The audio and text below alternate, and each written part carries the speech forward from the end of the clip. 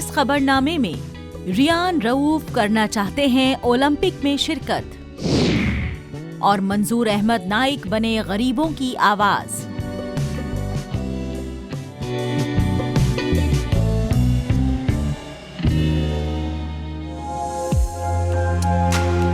रियान रऊफ मीर एक sky martial art खिलाड़ी हैं। इनका मकसद ओलंपिक में हिस्सा लेना है। ये जम्मू कश्मीर के पामपोर कस्बे के रहने वाले हैं। इन्होंने बुनियादी तालीम पामपोर से हासिल की। इन्होंने मार्शल आर्ट में हिस्सा लेने के लिए काफी वर्जिश की और कई मुकाबलों में हिस्सा लिया। रियान ने जिला लेवल से अपना सफर शुरू किया और बैनुल अक़वामी लेवल पर पहुंचे। अब तक के सफर के दौरान इन्हें 5 तिलाई तमगे हासिल हुए। जो ये गेम है एक मार्शल आर्ट है, इसमें फ़ाइट खेली जाती है जिसका नाम लोबो हम बोलते हैं इस ज़बान में इसको, और हम खावन के इसमें होते हैं जिसमें काताज हम करते हैं। और सबसे पहले मैंने इस गेम में 2014 में ज्वाइन किया है। सबसे पहले मैंने चारी शरीफ में पहला स्टेट खेला था। उसके बाद जो मेरी सिलेक्शन वहाँ पे नहीं हुई थी तो मैंने गेम नहीं छोड़ी। उसके बाद मैंने कंटिन्यू किया। उसके बाद मैंने और खेला। उसके बाद मैं और सिलेक्ट हुआ स्टेट के लिए। मैं सिलेक्ट भी स्टेट में हुआ और मैं हरियाणा के लिए सिलेक्ट हुआ और मैंने वहाँ पर भी अपनी बेस्ट परफॉर्मेंस दी और वहाँ पर मेरा सबसे पहला ब्रॉन्ज मेडल निकला। उसके बाद मैंने और कंटिन्यू किया। उसके बाद मैंने और एक नेशनल खेला जो कि दिल्ली में खेला, उसमें मेरा सिल्वर मेडल आ गया। उसके बाद मैंने जम्मू में खेला, उसका में मेरा गोल्ड मेडल आ गया। उसके बाद मैंने गोवा में खेला, उसमें भी मेरा गोल्ड मेडल आ गया।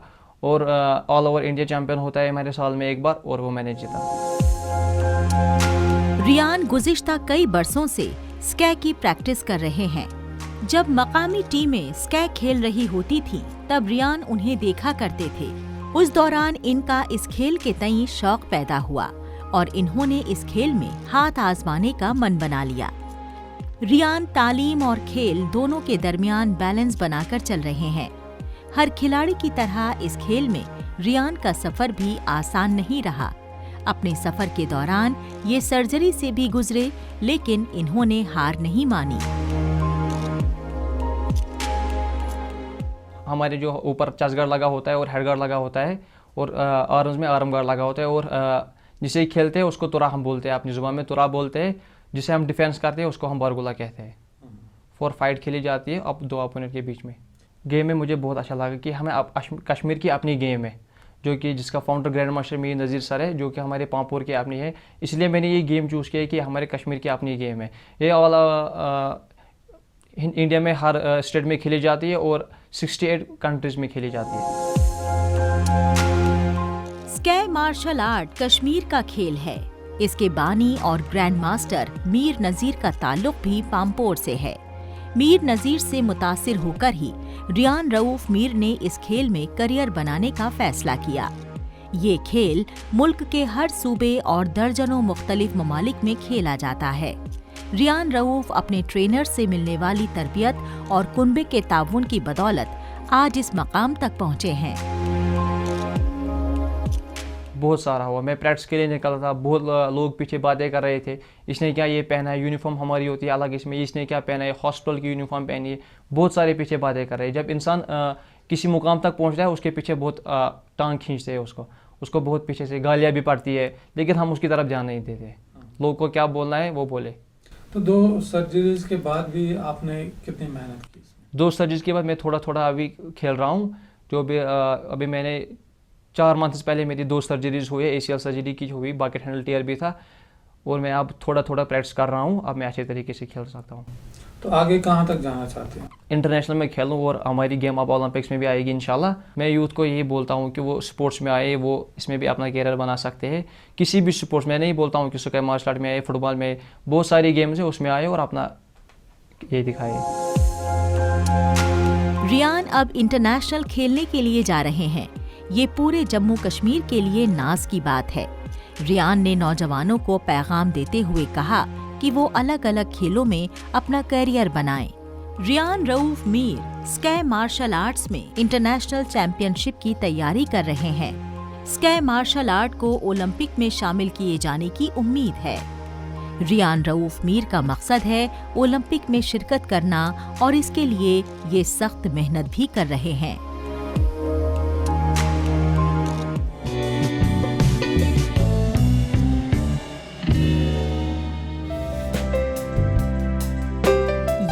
हैं जम्मू कश्मीर के दूर दराज राजौरी जिले के बुद्धल ब्लॉक में रहने वाले समाजी कारकुन मंजूर अहमद नाइक। ये आला तालीम याफ्ता समाजी कारकुन है।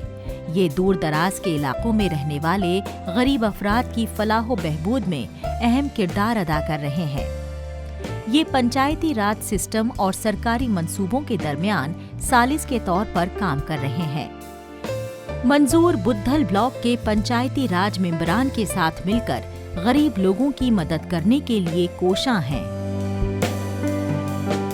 हमारे इस फार फलंग एरिया के जो लोग हैं वो हर तरह से जो है तिब्बी सहूलियात से महरूम लोगों को रखा गया था। उन लोगों तक हमारी जो इतनी बेहतरीन सेंट्रली स्पॉन्सर्ड स्कीम्स हैं कहीं ना कहीं उन लोगों तक नहीं पहुंच रही थी।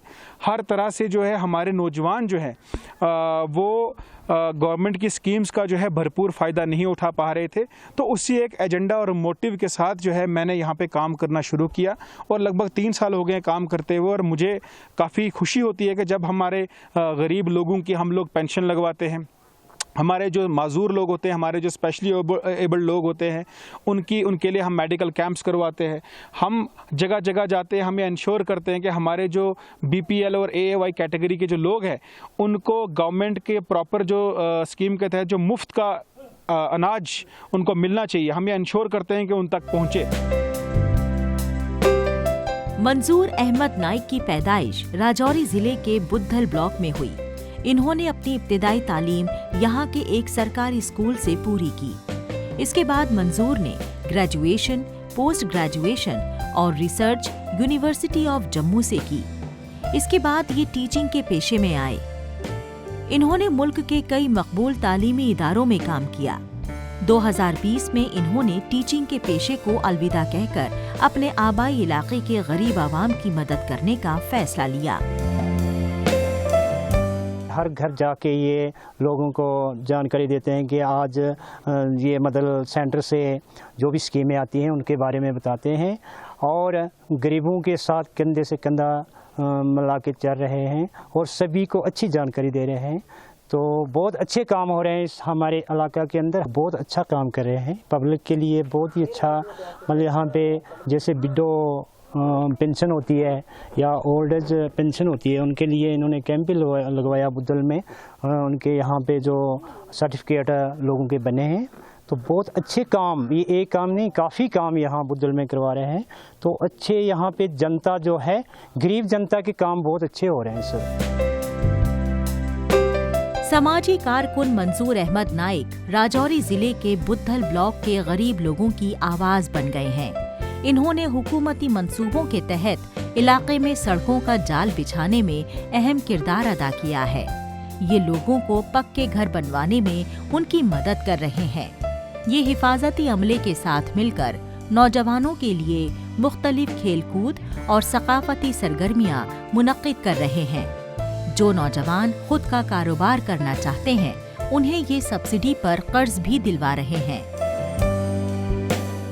देखिए सर, मैं कहूँगा कि जो हमारी मोदी सरकार है ये गरीबों की सरकार है।